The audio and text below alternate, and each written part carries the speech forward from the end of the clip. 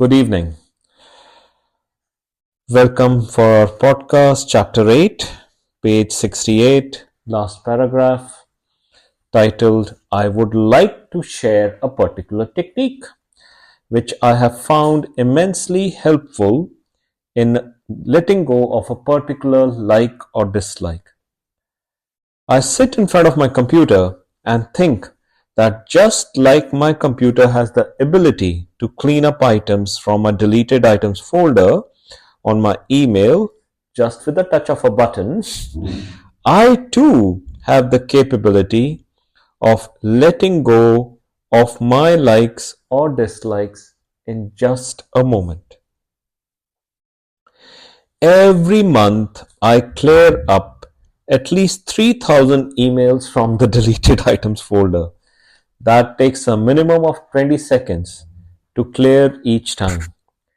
These 20 seconds are very precious to me.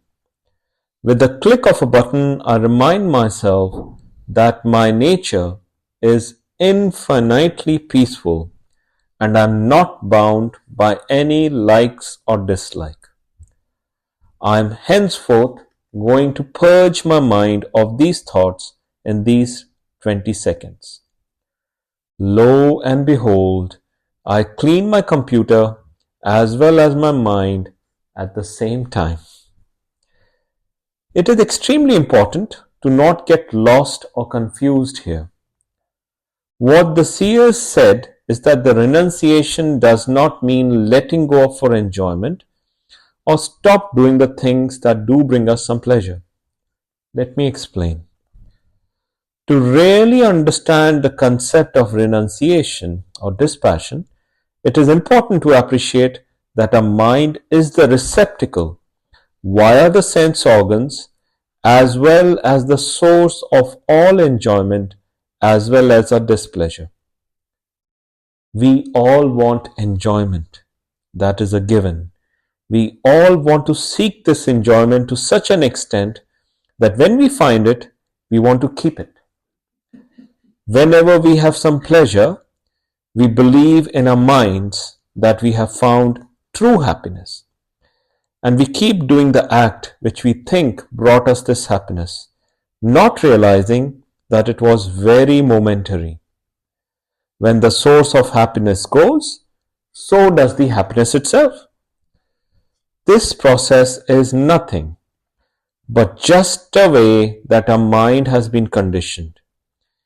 Each conditioning can be broken using self-inquiry.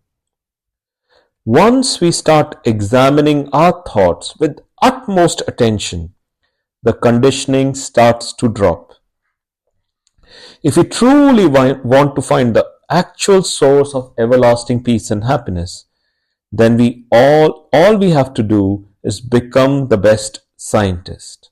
You, the seeker and the scientist, have been given the sword of inquiry to cut out any barriers that might come your way.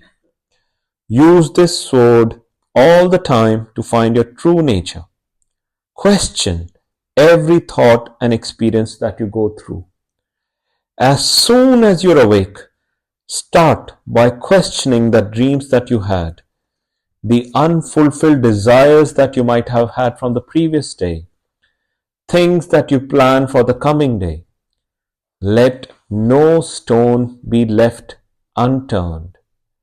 Examine each thought very decisively. Was it worth your time and effort to have a particular thought? Were you stuck in pleasure and pleasure-seeking activities? Were you trying to run away from your supposed enemy or something that causes you pain?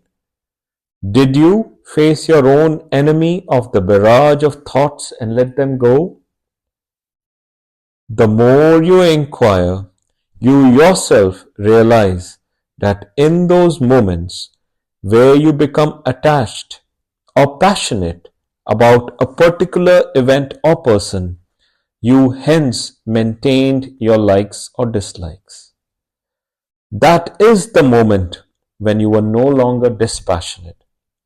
You were out of the present moment of the divine. Self-inquiry is such a beautiful technique that allows you to cut through these impressions and concepts and brings you back to dispassion. Practice self-inquiry daily along with a meditation technique and reading knowledge, and you will be cutting your karma and impressions one after the other. Soon, really soon, you realize that your own likes and dislikes have now changed, and you are centered in the present moment all the time. Self-inquiry is indeed a very powerful technique to master our minds. The sages of the past said that the person who has mastered the mind has mastered this world. This world itself will continue to barrage you with offers of constant pleasure. Dispassion can be further and very beautifully understood by the word sannyasa. This word etymologically means letting go of the lower values for the higher, so that we are in a state of constant contemplation, even with our eyes open. In our ignorant state, we are often pulled towards our negative tendencies. For example, if I love having ice cream of a particular variety, say chocolate, I will then seek the chocolate ice cream. I will get agitated in my wish to have the chocolate ice cream until I obtain it. I will act out my desire, which is the thought. I will make an action to spend my time, resources, and effort to acquire the chocolate ice cream. When I've gone to the supermarket, acquired the chocolate ice cream, and I've had one spoonful, which satiates my tongue, I feel pleasure. The fact that I've been able to successfully do this makes my conditioning of the mind confirm that every time I feel a desire come up, I have the capacity to complete my desire. I hence remain in this constant cycle of trying to acquire and maintain my sense-driven happiness. This concept of renunciation or sannyasa is to let go of the mind's wandering and its need to remain close to and demand something that it desires. So let us now recapitulate. The sequence of desires and desire-driven actions is maintained by a memory of sensual pleasures, the fleeting happiness, and also a memory of our previous actions, that we were able to successfully complete our actions and receive our source of pleasure. By sannyasa, renunciation, or dispassion, we learn to remain in the present moment and do not allow our mind to lay any new memories. We just enjoy that moment and do not compare it to any memories of the past moments. We are therefore fully enjoying the moment. If by any chance we were not successful in stopping ourselves from laying new memories, we have been given the tool of self-inquiry which we can practice to bring us back to a pristine, pure, divine self again.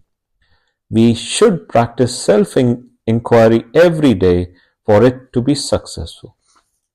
As a practice, I tend to do self-inquiry first thing in the morning, followed by doing a breath-based, then a mantra-based meditation, and lastly, follow it up with reading a knowledge source.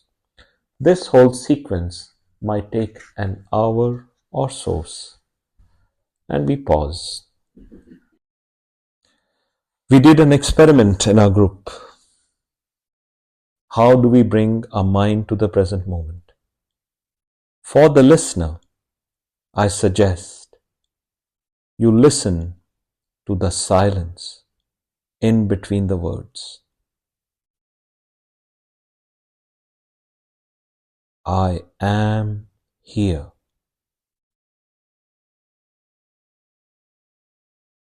I am.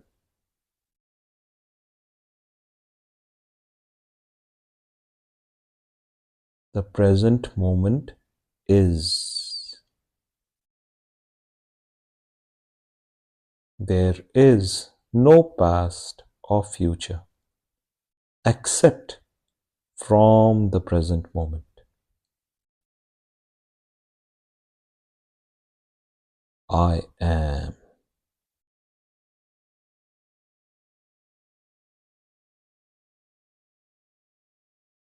And we end here till we meet next week.